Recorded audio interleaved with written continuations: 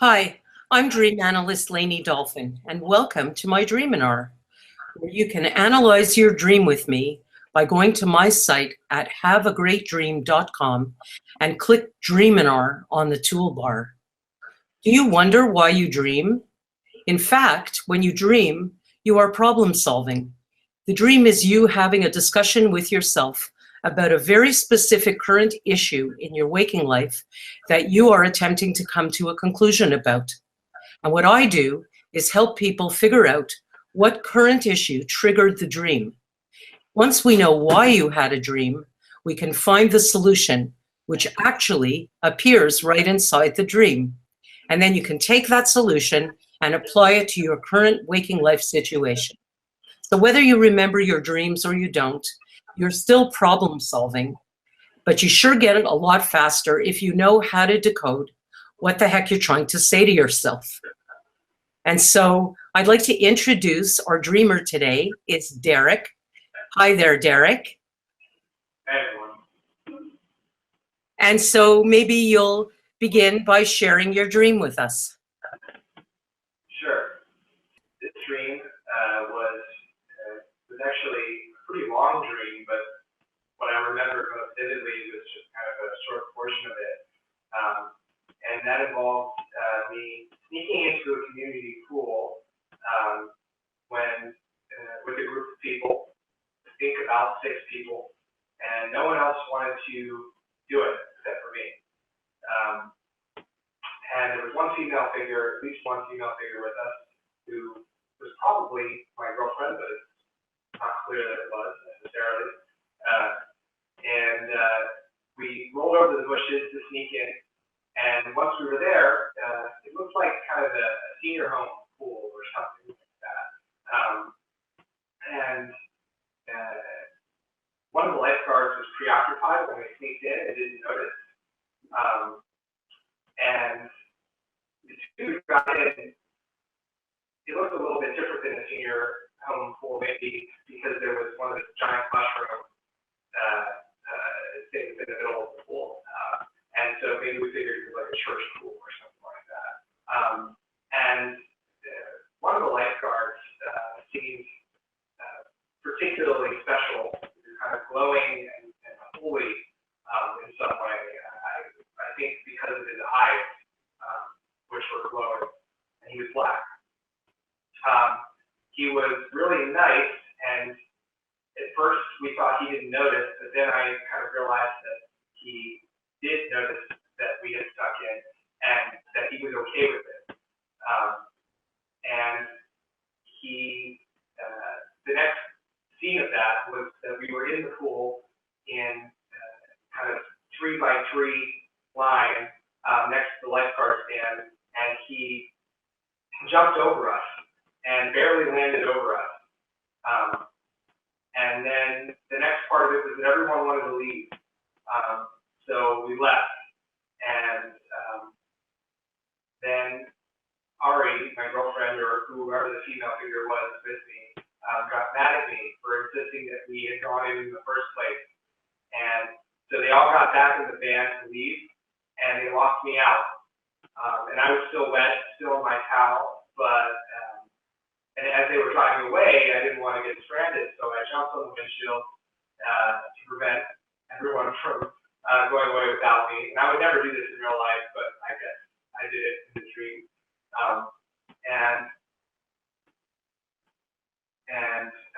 Ari, or my girlfriend, was talking to the driver or some random guy to drive away quickly, but I stayed on the windshield. I wouldn't let them go without me. So I jumped on the windshield and just wet, still in my towel, and somehow we were going really fast down a busy highway with me on the windshield. I didn't like it. And when we got down the highway, I got off at the end, and that was the end of that scene. And then we flashed to a first day of college somewhere, and because it's the first day of classes, you can kind of attend whatever courses you want just to kind of shop around. And so I was in some business class, and my old roommate was there. And my old roommate was in the front row talking business with the professor, and I just kind of felt very out of place. And then a loud noise went off and scared everyone all of a sudden. And first, everyone thought it was. I thought that it was the noise that made people look, but then I realized that it was actually them noticing me, and they were all looking at me, and I felt like I didn't belong there. And so, as soon as I realized I didn't belong, that was really the end of the dream. And yeah, those are kind of the highlights that I could remember. Hopefully that was good.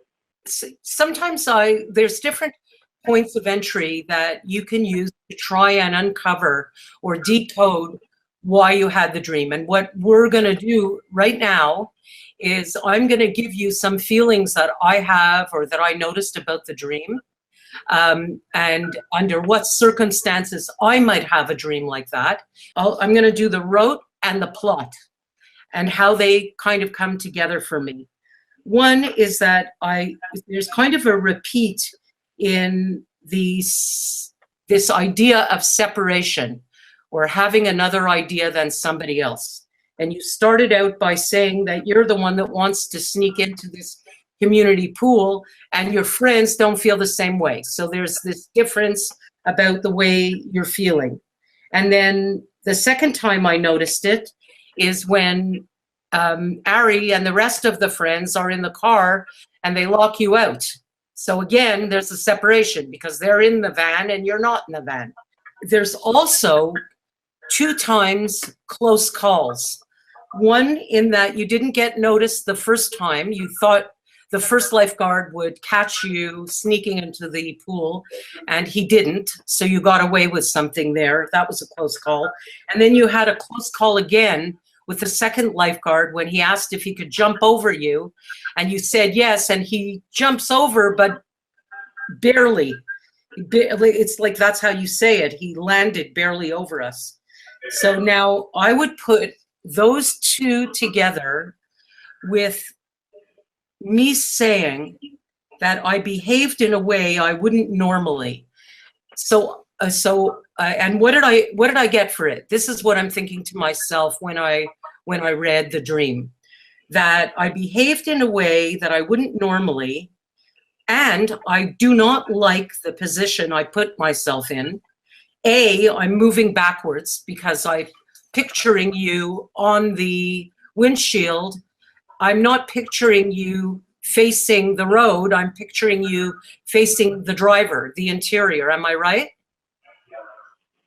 I beg your pardon? Yeah. Okay, good. So not only have I put myself into a position I'm not comfortable with, but I am moving backwards and I can't see where I'm going. So I have no control. I'm literally not in the driver's seat. And so that's what I would ask. That's how I would begin this dream if it was my dream. I would look inside my life in the last, I don't know, week or so, and I would ask myself, what situation happened recently in which I'm having a completely different opinion than some people in my life? Could be business, could be school, could be relationship. Just because you mentioned your girlfriend doesn't mean it's necessarily about your girlfriend. You could be using her as a metaphor for something else. The main thing for me is I'm finding myself in a position where I don't even know where I'm going. And also, I don't really feel like I have that much control over where I'm going. So yes to all of those things. You mentioned separation and kind of close calls. And I think the most obvious context in which those would make sense would be in my work life. I'm a graduate student, and one of the things that I'm confronting right now is some difference in opinions with my advisors about how to go about some of the research we're doing. And they want me to write all these papers and get things out just to get them out. And, you know, I've sort of been trying to mull over some of the findings that we've made in our lab. And I kind of see mulling over them and trying to look at them in different ways as more important right now, and they don't think that way at all. Their opinion is that it shouldn't matter, that I shouldn't dwell on them, that I should just put something out and be done with it.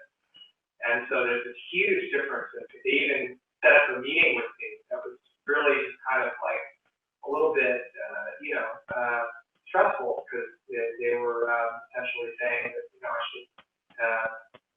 I should really try to change some of my direction in the way that I'm approaching my work, and I felt very much in disagreement with that. Right, and it's interesting because in the part of the dream where you flash back to being in school and your room and you're describing that it's the first day or something, and you say that you're free to go where you want. Yeah. So you're sort of tapping into that potential that you have about being free to go where you want. And the way you approach your it's a PhD that you're writing, is that it? Yeah. And do you have even though they have a different opinion, the advisor, even though he has a different opinion, do you get to ultimately decide which way you're going to drive that bus? That's a really good question, and I feel like that is kind of the question, and the answer is I guess I don't know. I'm not sure. It's not clear to me whether at the end of the day I get the final say at this stage in my kind of research career, or they get the final say. I kind of was hoping that it would be my choice, and it looks like it's going to have to be some kind of compromise of choices, and I'm not too happy with that. Right, I get it. And I also get it how one of the guards is you decide that you're not in an old person's pool, but you're in a church pool, and that the guard is holy. And so for me, the holiness, it would be a good description about how I would think about advisors from school, or now today advisors in business, or that. So they're kind of like looking up to somebody, and in the meantime there's a close call from someone who I'm looking up to, literally, because a lifeguard, the lifeguard seat, you do have to look up to it. And so it sounds like this is not about Ari at all, and it sounds like you've done a stunning mirror of the situation about your advisor and your work for your PhD. Sounds like it's a lot about that. Yeah, very much so. And I didn't even think of it, but the lifeguard is kind of that particular type of character makes sense too, because they are kind of like lifeguards for me. They're the ones who are sort of in charge, blowing the whistle at me. So it sort of makes sense that it would be kind of, yeah, I didn't even think of that. Some of the clues that the subconscious gives us in such a sophisticated way is how what's your old roommate's name? His name is Michael Guido. We used to call him Guido. I have no idea why he went by that. But just the simple fact for me, personally, the reason why I feel very comfortable that you have nailed the dream to the correct current waking life issue is that you have Guido appear in the dream. Because now that's the way of saying I'm talking about school to myself. That's how you say it. You use somebody that belongs from school. What's your first thing about what a person should do if they're feeling like separate and that they don't really belong? And what do you think? Just guess. What do you think would be a simple solution for being in that situation? Or not having control, anyway. Yeah, I guess, well, in terms of, what I would do, maybe more instinctively in this kind of situation would be to, ideally address it with the people. Hello. Yes. But, And you illustrate that in the dream. May I ask, when you were driving backwards, you're sopping wet, you don't even have your clothing on, you're like totally exposed, plus you're plastered literally against the windshield, driving backwards with no control. If that would have happened to you in your waking life, what would you be doing? what would I be doing? I'd be panicking, having a near heart attack, scared for my life, probably. But also, would any sound be coming out of your mouth? I'd be screaming, probably Hello. yelling. Yes, yes. And so if you're not speaking or brainstorming or discussing the matter that's bothering you with the nice lifeguard, because you are aware that there's some part of him that's nice, and you even give him permission to jump over you. So there's the discussion about discussion, because if you're not discussing in your waking life, you will, in the dream, put yourself in the most precarious of situations under which there is no way that you would be staying silent in that situation.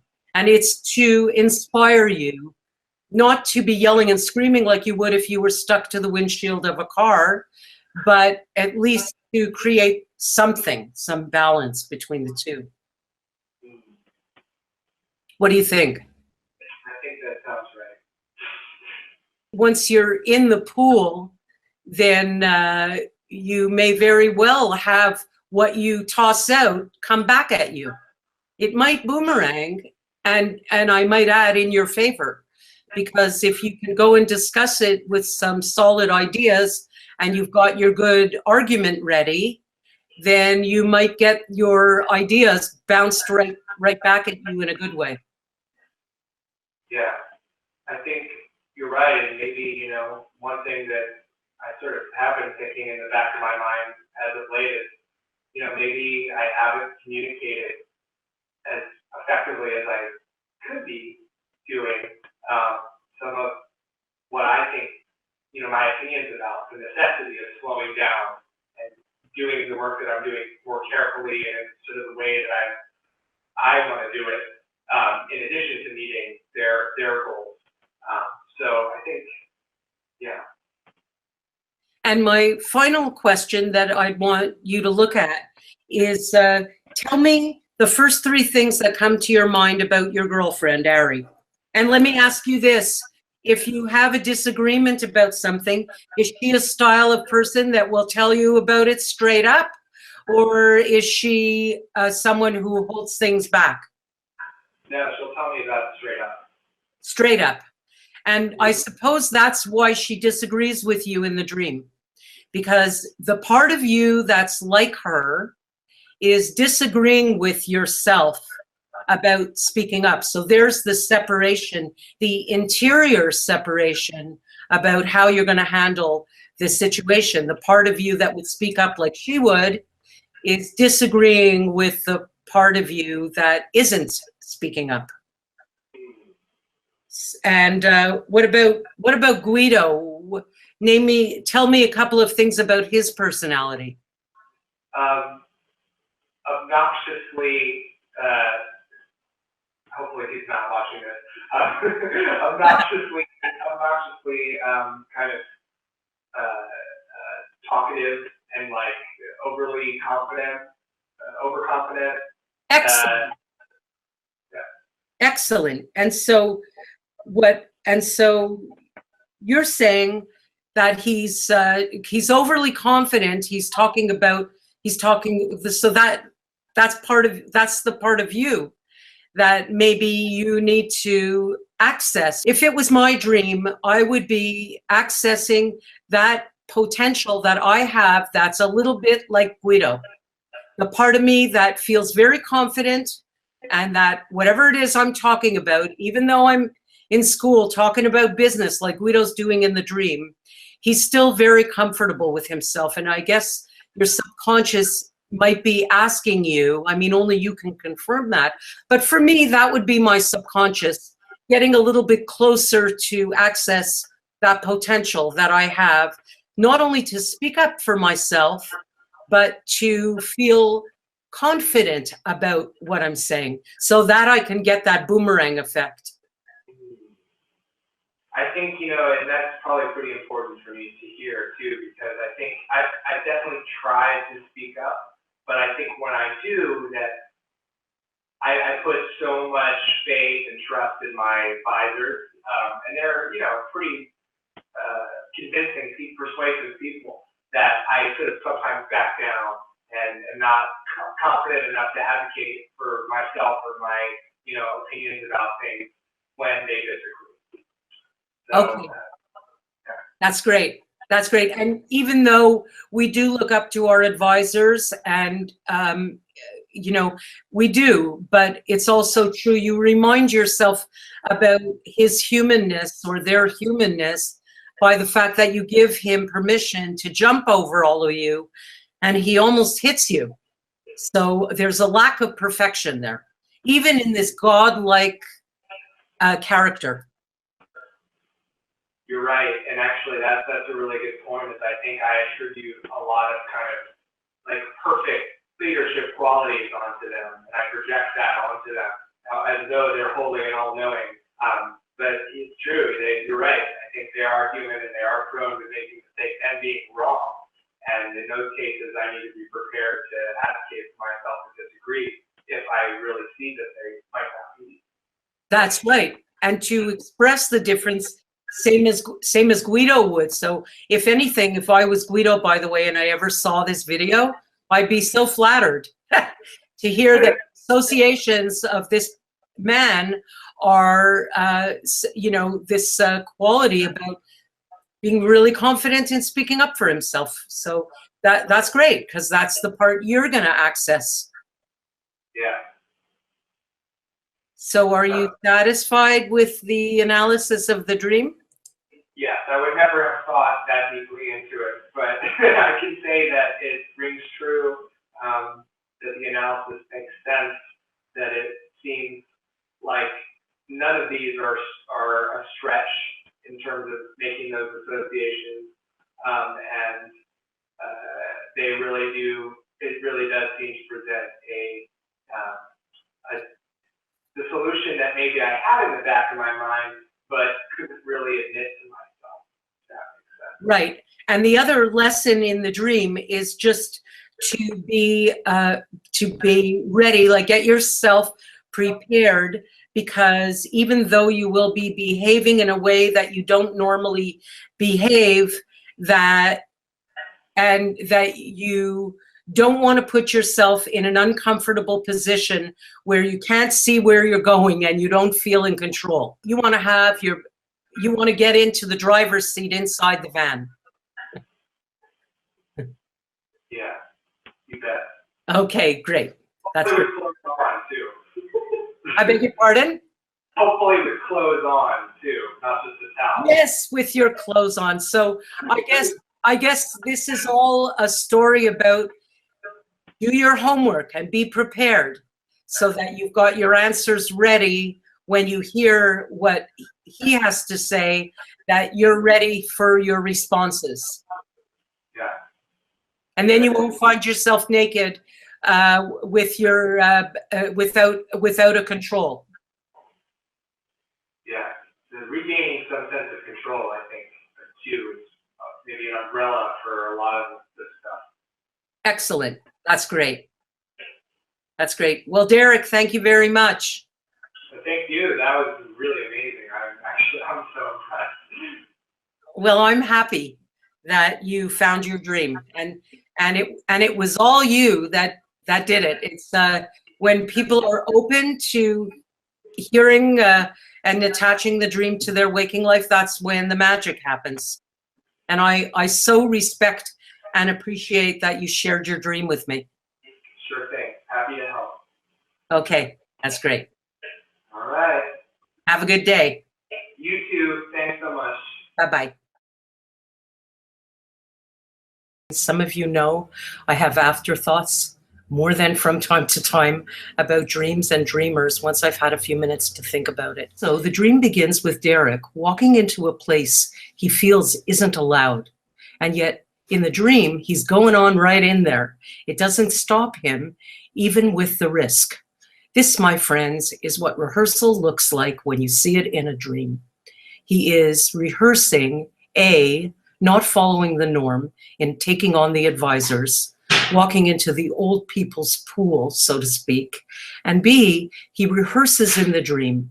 And by the time Derek actually does walk into the office of the advisors, he will have successfully desensitized himself by having dreams like this. And then it turns into something like been there, done that, because you've been rehearsing what it is that's making you anxious about before you have the actual life event. And then by the time you do that, it's like you've been doing it all along and you're much more relaxed about the goal that you want to accomplish. There you go. There's my afterthoughts. Have yourself a great day. Oh yeah, and sign up for a free Dreaminar so that we can look at your dream together. Hi, I'm dream analyst Layne Dalfen, and welcome to my Dreaminar. Do you wonder why you dream? In fact, when you dream, you're problem solving, and the dream is you having a discussion with yourself about a very specific current issue in your waking life that you're attempting to come to a conclusion about. And what I do is help people figure out what current issue triggered the dream. And once we know why you had a dream, we can look back in there and find the solution, which actually appears right in the dream. And once you know the solution, you can take it outside into your waking life and apply it to the current issue. So whether you remember them or not, you're still problem solving in your dreams. But if you know how to decode them, then you're going to propel your problem solving skills. And the prize you get is that you get to understand what the heck you're trying to say to yourself. And so we have Joe here who's going to share a dream. I'd like to introduce you. Hi, Joe. Hi. And so go ahead and tell us your dream. Okay, so I'll read to the best of my ability what I wrote. I can't remember how the dream started, but I think I was following a recent ex-boyfriend into somebody's backyard, somebody unknown to me, where there were 3 small and deep outdoor pools. The pools looked like they were not yet cleaned up for the summer, as if they were still dirty from the winter. As we walked around, I saw my son come into the area wearing his swim shorts, and he wanted to dive into the pools. I wasn't sure at this point whether they were natural pools, because he seemed so comfortable to want to jump in. For some reason, I let him jump in. And right afterwards, an old friend appeared, I'll call him John, and he wanted to jump in also. Just as the friend was about to jump in, I noticed something large swimming through the water and immediately yelled at my friend not to jump in. And then I started chasing my son and yelling his name for him to come out of the pool, but he kept swimming his lap. I screamed as loud as I could and thought of jumping in, but he was too far ahead. I thought the animal in the pool was an alligator, and I screamed and screamed my son's name, but he didn't hear me and he kept swimming. Just as I caught up to him and expected my son to come up for air, he went under. And he went under with this beast that I thought was an alligator, and I panicked and I woke up and I couldn't go back to sleep. I also remember having a very similar nightmare a few nights later, but I don't remember it exactly. What I remembered was waking up and thinking that it was the exact same theme as this dream. Something happened with murky water and a dangerous beast pulling someone or me down into it. And that's it. Okay, well, thank you very much. And so what you and I are going to do now, this part of the process, is I'm going to give you some clues about things that I would noticed about the dream that I would think about if it was my dream. It's interesting because I had a dreamer just a couple of days ago, and I explained something very similar about rote.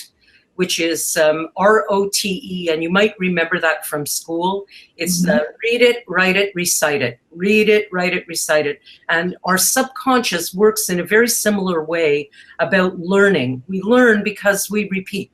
And so when you're dreaming, you might, if your subconscious is trying to say something to you, it'll try it once in one way, and if that doesn't work, it does it again. And sometimes it does it again, and you'll get this repeat a few times in the dream. So that's going to be my first point of entry with you today. Is one of the things I wanted to say is that there's yelling. You said yelling 3 times. You said, I noticed something large swimming through the water, and I immediately yelled. And then I started chasing Max, yelling his name. And then later, when you thought there was an animal, that the animal in the pool was an alligator, you screamed. So there's like some screaming and yelling going on. So one of the things that you might think about is, like, if it was me, I'd be thinking about, did somebody yell at me recently in my life? Is the subject about a situation where I feel like yelling at somebody and I'm not speaking up? And so those are some situations that you could think about. Another thing that I thought about was that you said, like, the water is murky, and you seem surprised that you let Max jump in. Yeah. When you read the dream, that's what you kind of say, like, your expression is altogether that you're not really sure why you let him jump into this pool, because it's not really, it's not like a pool that we would imagine that's all tiled and everything, right? It's in the earth. Correct. Yeah. So in waking life, would you let Max jump into a pool like that? Of course not. Exactly. So that would be my second question to myself. What situation happened in my life recently, a situation where I jumped in somewhere that I probably shouldn't have jumped into, or that I was sorry that I jumped in, or something that I thought was safe, and then, because this animal appears in the dream. So, but at first when you told him yes, I guess you figured it was kind of okay. And that's what I would transfer to myself. What situation did I recently find myself in that I could even use the expression deep water, that I got myself into deep water, but I'm using— It's very relevant, Layne. It's a very relevant. Okay. Yes, I got it already. Did you? Fantastic. Yeah. Okay, so tell me what situation the dream is addressing. It's addressing getting out of a very difficult and painful recent relationship. It took me a long time to feel comfortable to enter into a relationship again after a divorce. Okay. And it was traumatic. So I think, now processing that end, I'm constantly questioning myself, because I feel like I knew and saw all the signs that it wasn't the right relationship for me, but yet I allowed myself to go forward. You jumped in. I did, completely, with both feet. And as I did it, going, what are you doing? So I feel like I'm very angry with myself for having allowed myself to go in there, but yet I did it anyway. Now that we know what the issue is, we're going to look at different solutions that you actually present to yourself in the dream. There are certain dreams that are more Adlerian. And Alfred Adler, as opposed to looking into the past, Alfred Adler was always looking into the future. And he said that the dream gives rise to an emotion that helps you move forward towards the goal. And so in this case, one of the things that like literally screams at me is the rote, that there's yelling, and screaming going on. And the dreams also provide a safe place to rehearse, literally rehearse. So we rehearse, if you're a person who's not expressing yourself enough to friends, to family, you know, to anybody, people that you're close with, about, let's say, because I'm going to use your language, about how angry you are at yourself. Yeah. If you're not coming out with that and you're holding it in, it's the exact same thing as having to pee, because we are human beings, and you can have to pee and you can hold it in, hold it in, hold it in. And at a certain point, you have to pee. And that's what a nightmare is. You hold in this certain anger or sadness or emotion or whatever's going on. You hold it in, and you give yourself a nightmare where it looks like your son is drowning or in some kind of serious trouble about being pulled under, because that's the situation in which you wouldn't even hesitate to scream. And so you get the rehearsal of screaming and screaming in the dream. And you might do that, by the way, over a period of time, where you have a series of nightmares in which you are often screaming.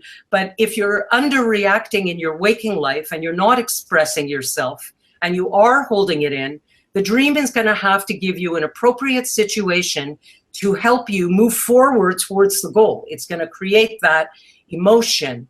And it seems to have done that really successfully in this dream, so which tells me that you're very healthy. And have you ever heard the expression, been there, done that? Been there, done that. Of course. Well, that's what the dream is doing. So if you keep yelling, if you're yelling in maybe one dream or maybe 2 or 3 or 4 dreams, then the yelling, the expressing yourself, you're not going to end up yelling in your waking life. But if you speak about this situation to a friend more than maybe you have, and you get deeper, like the pool, you get into the murky water, like the dream is suggesting. So if you get down under with the emotion and you express it just a little bit, then you free up the energy that's tied up in the conflict. And then that would be what I would call a very Adlerian dream, because the dream is trying to get you to speak up to a friend, to express yourself about how you're really feeling inside. And that seems, you know, that's kind of like the only way that we humans get through disappointment, crisis, and everything else. The healthiest way that we can get through it is by expressing ourselves. Once you take the problem outside and you start discussing it with people, you know, maybe I'm going to give you one opinion about the breakup, and maybe somebody else that you know is going to give you another opinion. Now you're not inside your head anymore. Now you're brainstorming with people on the outside in your waking life, which will get you, and that's what the dream succeeded in doing, literally, because here we are discussing it, right? So I have troubles with that in general. So yeah, that makes sense. So good. Why don't you tell me, what are the first 2 or 3 things that come to your mind about Max? He's your son, right? Yeah. Yeah, there's like personality is he? Max is me. Max is me in a young body. We are the same person, I swear to you. And so that's ironic, I guess, that I projected on Max whatever I was feeling. Project is a beautiful and correct word. So obviously you caught on to dream analysis very quickly, because so in other words, you have him behaving exactly the way you described yourself behaving in your waking life, because you said you knew that the relationship wasn't going to go far, and yet you jumped in anyway. And Max, even while you're screaming at him in the dream, he's not listening. I beg your pardon? He's not listening at all. Well, right. And that's what you're saying about yourself, that you didn't listen to yourself. So, and I didn't mention this, Layne, but the relationship lasted 3 years, and there's 3 pools. And I was just going to ask you, does that have any bearing? Yes, that's connected, and that's what the dream does. It gives you clues about what you can do. Am I safe in saying that you may have used, because I have 4 daughters, and when I'm behaving more, whatever, it doesn't matter, whatever reaction I'm having to a situation, if I relate it to one of my daughters, it would be the younger version of me. So in other words, myself, the part of myself that behaves in an inexperienced way. Mm-hmm. And then it would make sense that you used Max. We could say that the inexperienced, wishful, hopeful, childlike part of your personality is the part that kept swimming and didn't pay attention to the listening. Absolutely. That's good. For me, dreams always present something positive. And we do a great job of hooking into the negative. And my job is to present the strengths that appear in the dream. And there's no question that it's a strength for you to be able to catch yourself. Next time you meet a guy, you're going to listen faster and harder because of the lesson of not only the relationship, but the lesson of the dream resonates somehow. It stays with us, a dream. Once you have a dream that sticks with you and makes an impression, that's the job of the dream, that next time you see a guy you like, you're not going to skip over the step. How old is Max? 11. 11. So you're not going to skip over the part that an 11-year-old would skip over. Next time, you're going to be Joe, the adult, and you'll be listening more carefully to your intuition. This is so encouraging. Good. I'm glad. I'm like relieved. Tell me about John. Have you been friends with him for a long time? Yeah, forever. And I assumed he was in the dream because I had met with him recently because he needed to give me advice on a trip that I was taking. So I figured maybe that's why he factored in the dream, because I had recently seen him and hadn't seen him in a while. So he just kind of got thrown in there. I don't know. Well, no, but he didn't just, it's not random, because you just said that your association to him is that he goes back so far with you. Yeah. That the reason that you saw him recently was to ask his advice. Yeah. You picked John. Mm-hmm. And you picked him because you happened to ask his advice this week. Yeah. About something else, but it's about asking advice. That's the message. I see. Okay. How does that feel? Yeah, I think you're very right. The people that I trust in my life that I do feel safe opening up to, luckily, are people that I've known my whole life. I only have a few of those people around me, and those are the people that if I were to talk about something, I would feel safe doing it with those people. Only people I know from like 25, 30 years ago. Right. The part of the dream that frightens you the most, or that makes you feel the most uncomfortable, that's the part of the dream that you want to move closer to, because that is what Jung would have called your shadow. Frederick Perls from Gestalt therapy, he would have called it your underinvested aspect of your personality, your under-exercised part. And so that's why that's the part that's the least familiar.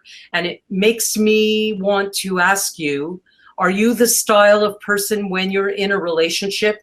Are you like the part plays more the part of the beast? Hiding no, I'm the caretaker. Never know. I beg your pardon? I'm the caretaker. You're the caretaker. Hello. And so you want to get closer to that monster that's lurking underneath the water in your relationships. You want to be, so you're not going to become the monster or the person who has more the upper hand in the relationship, but you do not want to, you want to get closer to, or I should say, away from the victim thing and away from the caregiver thing. Right. You're right. I'm working on that. To that stronger part of yourself. Yes.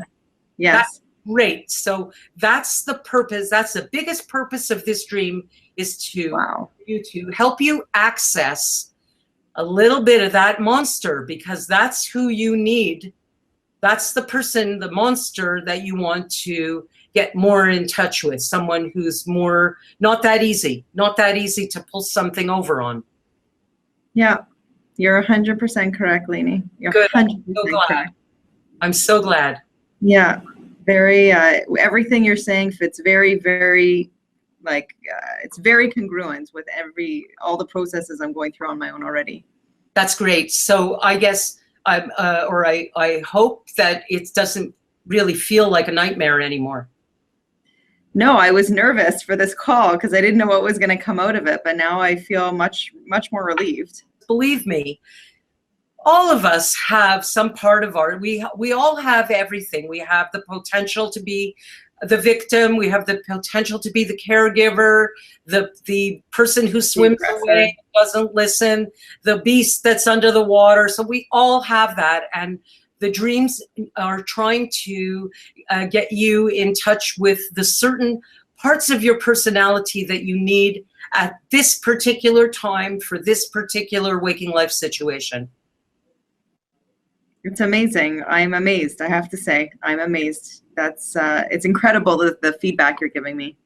I'm so happy, and thank you. Best part is it all came from you. That's the best. No, seriously. I mean, you wake up every morning with the best shrink you could ever find, right in your own subconscious. It's miraculous, actually. I know, but I need you to help me understand it. Well, that's my pleasure. That's my pleasure. Thank you, Layne. So thank you again for coming on the Dreaminar, and have yourself a great day. Thank you, Layne. Thank you so much. Okay. Bye-bye. Okay. Bye-bye.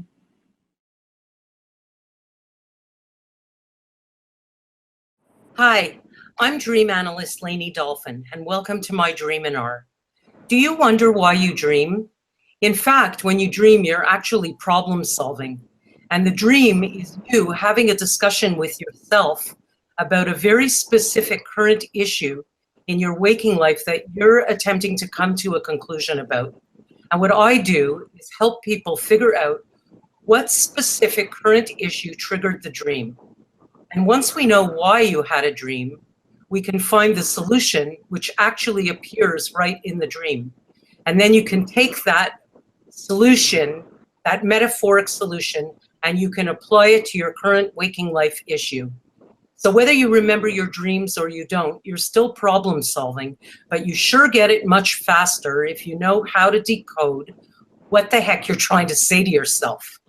And so I'd like to introduce Randolph, who's going to share his dream with us today, and then we can look at some analysis of it. All right.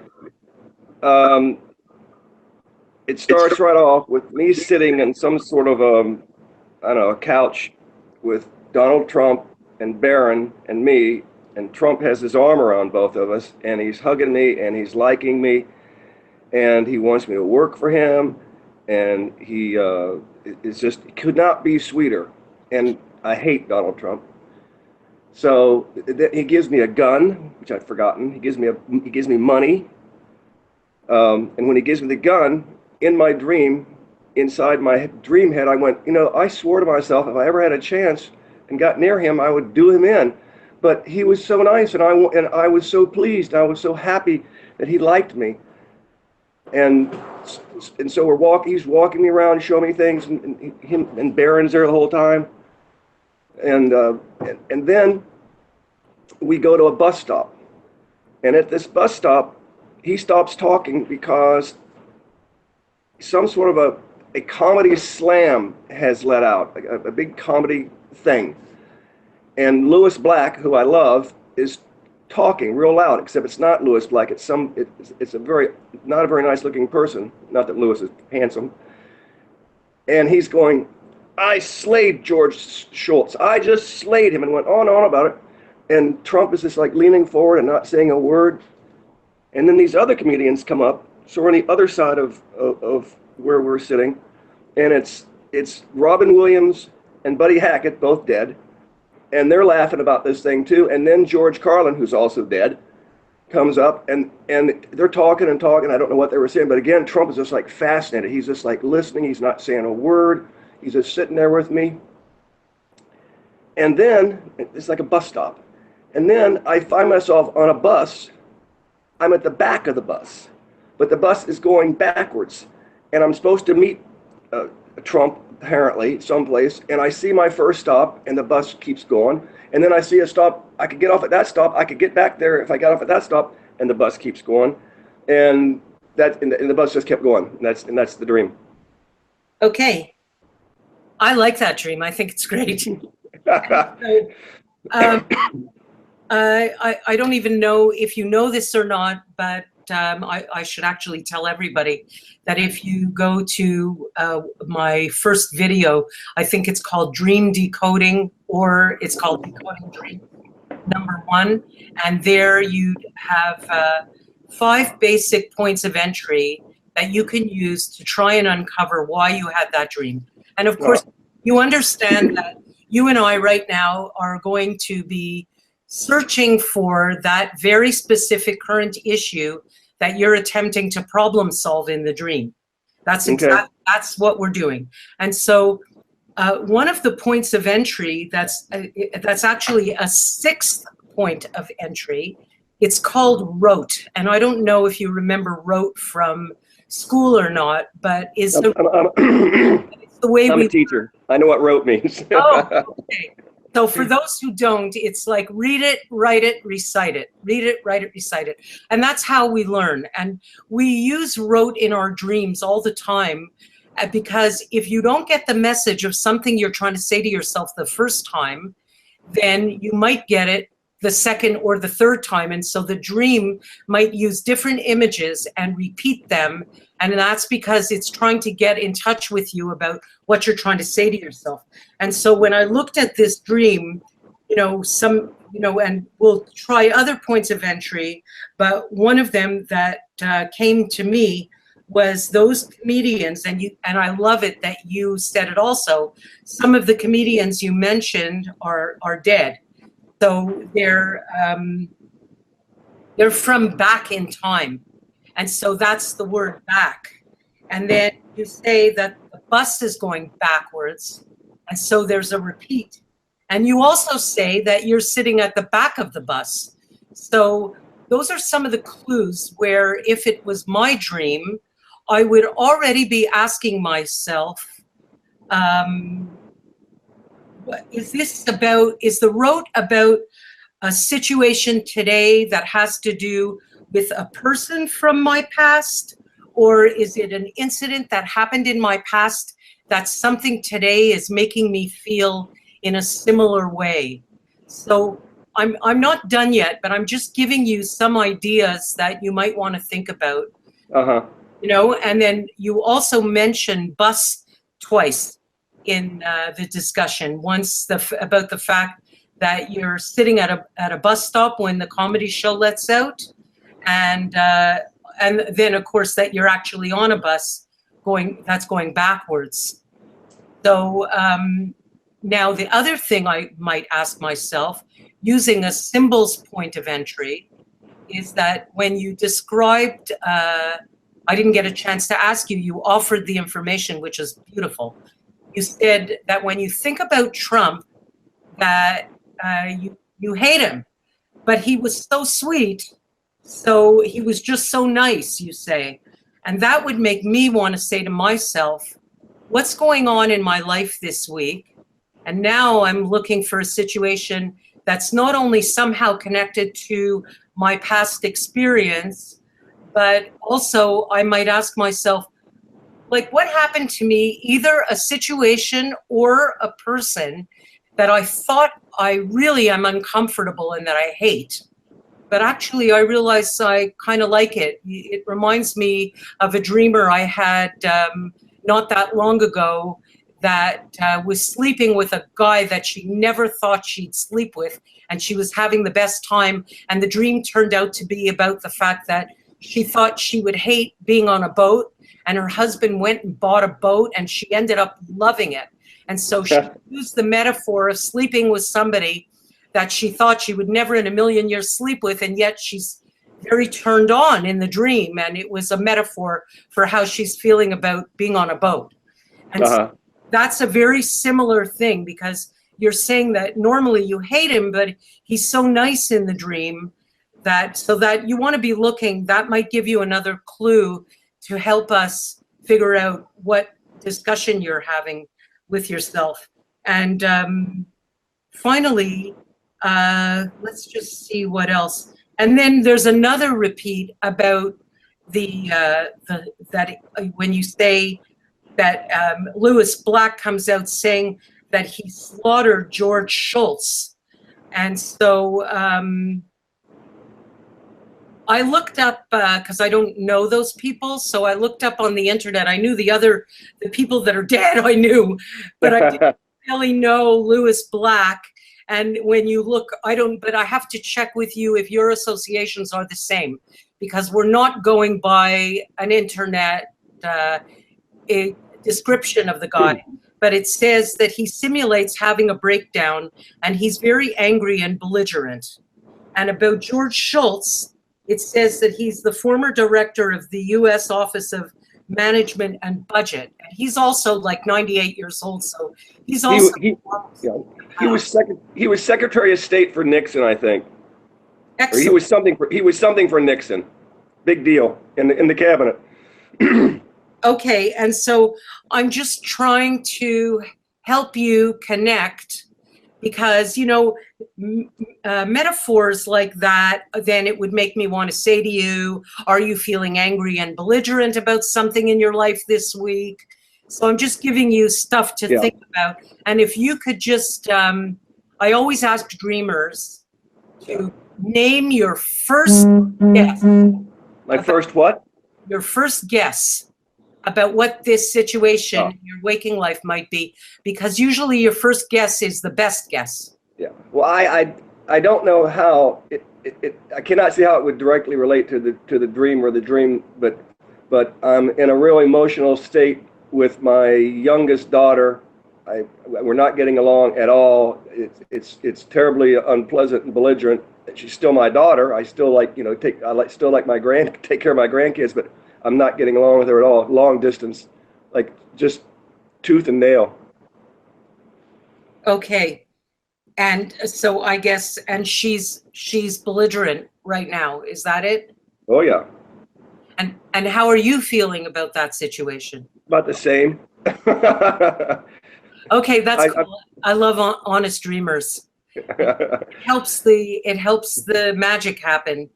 And so there's a double thing going on there about belligerence. And does belligerence bring up some, I guess,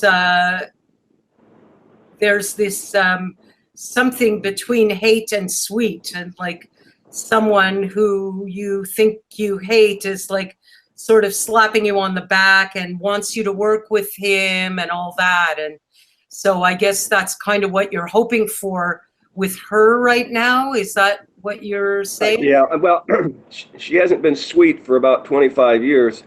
And her older sister just today was trying to tell us both to be nicer, but like it just doesn't work being nice with her. She just turns on you. And I mean, I'm so glad that she's in California and I'm in New York, because I don't want to be around her right now. Yeah, I'm just, but you know, I'll tell you what I find, because I'm always looking for solutions once I understand what the dream is about. And I don't know about let's talk about polarities, because you said you're a teacher. Typically in the dream, because we are self-regulating organisms, and so typically the dream will present a polarity. And if I'm all the way over here on a subject, and then the dream is going to present something that's all the way over there. And so, and it's your subconscious trying to pull you somewhere in the middle of the polarity. And so if you feel like such a complete disconnect with your daughter, as much as you do with Trump. And by the way, I feel comfortable and happy that you've made this connection about your daughter. And the reason I feel so comfortable is because you have Donald Trump in the same dream as Barron. So we are talking about kids. And that's what the subconscious does. It's so completely sophisticated about the images that we choose. It's stunning. That's why I'm still as fascinated with dreams 45 years later. And so there's this, the polarity for me is how much you can't stand Donald Trump, and yet in the dream there's a hugging, and you're acknowledging how nice he is, and even he's offering you a job. So there's a coming together in the dream. So when I see something like that in a dream, this is what I hope for. And the best example I can give you happened to me like 40 years ago, about getting somewhere in the middle. Not 40 years ago, I mean 25 years ago when I was 40, and I was testing out expressing myself. And so I had a big argument with my husband one night, and he opened up that big rotten mouth that he used to have. And he yelled at me, and I said absolutely nothing. So that was my gross underreaction. And when I went to sleep, I dreamt about an aunt of mine who had already been dead for like 15 years. But when I asked myself very quickly, what are the first 2 or 3 things that come to my mind when I think about that aunt, I could tell you she had the biggest mouth. She was the most assertive person almost that I ever met. And if she didn't like you, she had no problem letting you know. And also if she did like you, she would let you know. So I'm in my situation with my husband, those 25 years ago, I'm not going to become my aunt and tell him where to get off. You know, I'm not going to do that, because if I'm standing there shaking in my boots like I'm 7 years old and he's my father, I'm not going to become her overnight. But the fact that she appears in my dream encourages me to say something in the middle. And so what I did was I was able to say to him, Andy, the way you spoke to me last night, it really hurt my feelings. I don't like when you talk to me like that. It reminds me that I'm 7 and I'm with my dad again.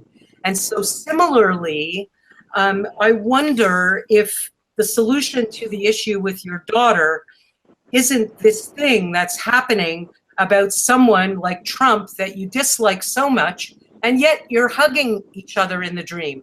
The guy's offering you a job. You're feeling good about him.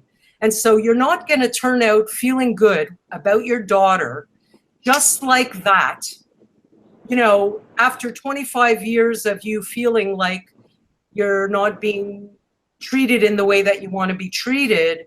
But maybe you could move somewhere in the middle, which interestingly, your other daughter was suggesting. You said that she was hoping that you could have some kind of contact with her sister.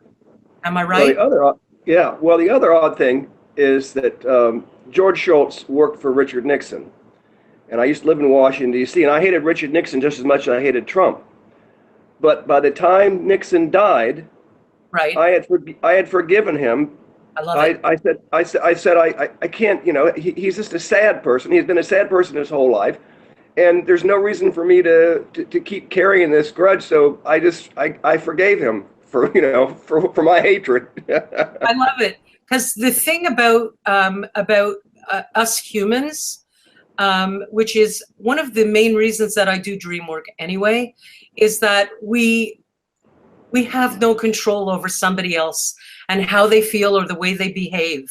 It's so sad. But the good news is that the only person that we do have control over is ourself. That's it. You can only change yourself. And your response to someone, which is, you just gave such a rich description of how you hated Richard Nixon, and you're doing that in the dream with Trump. You're also forgiving and making friends, and you're allowing a hug to happen, and even to see that there's some niceness there. And I think that's the solution presenting itself. You're reminding yourself about tapping in to that same potential. I call it potential. That same potential that you have experienced in the past with Richard Nixon about forgiveness, because that's the part of your personality that you need to access at this particular time in your life. What do you think about what I'm saying? I think it's perfect. In fact, I think I'll do something about it. You are? I love it. And Yeah. that would mean that the dream, that your healthy subconscious has really done its job. First of all, it caught your attention because that's the dream you picked to analyze. So that tells us that your healthy subconscious succeeded in getting in touch with you.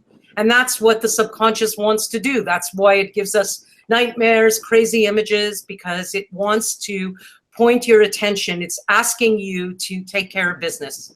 And that's what you're doing. So it sounds like you're not going to be going backwards on the bus anymore. Sound like you're going to be moving forward, which is so uplifting. I love that. It's very, got a lot of strength, that dream. Yeah, well, I'll give it a shot. Well, good for you, Randolph. And thank you so much for sharing your dream. You're welcome. Take care. Have a great day. Bye-bye. Hi, I'm dream analyst Layne Dalfen. You'll probably notice when you watch the Dreaminars, not always, but it's typical that I will have afterthoughts after I get a chance to think about the dream and the dreamer. And so that's what I'm doing right now about Randolph's Trump dream. And I wanted to say, if you watched it, that one of the things I noticed is that since Randolph placed comedians in his dream, he might be giving himself the suggestion to access some humor and lightheartedness in approaching his daughter. And similarly, also, Randolph has Trump listening to the comedians. And the fact that he was hugging him may also be the subconscious's way of encouraging oneself to get closer to the part of you that needs to spend some time listening.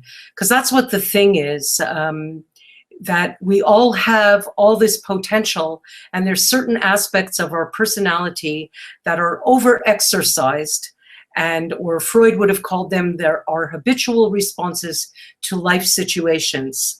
And then we have under aspects of our personalities, which Carl Jung would have called your shadows. And the point about dream work, for me anyway, is to be able to have that incredible opportunity to access all the parts of yourself and use them depending on what situation you're in.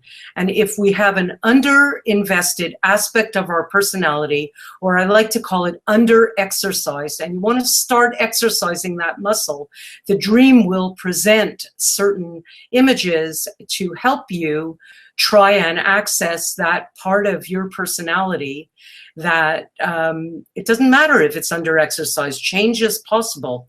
And so here we have a bunch of comedians appearing, and even the suggestion that most of them are dead already, they're from the past, and maybe that's Randolph reminding himself to tap into his sense of humor and his lightheartedness again.